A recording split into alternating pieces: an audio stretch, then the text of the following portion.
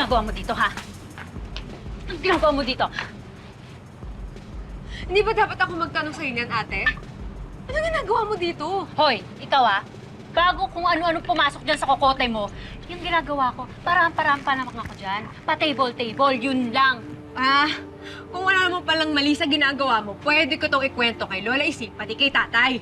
No, ate? Tanga mo, Amira! Gusto mo ba ulit na atakihin si tatay, ha? Kaka-opera niya lang, di ba? Oo.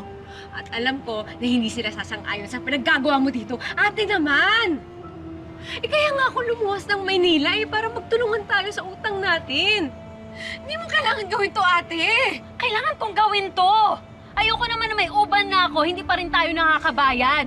At saka kahit shampoohan mo yung buong Metro Manila, hindi mo pa rin mabubuno yung 50,000 na kailangan ni tatay sa operasyon niya. Idagdag mo pa yung interest at saka yung binabayaran nating upaw kada buwan. Totoo niyan, ate. Wala akong trabaho. Sasanti ako sa salon. Pero may bagong papasukan. Oh, ba't hindi ka nalang mag-join sa amin? Bawat kembot, may bayad.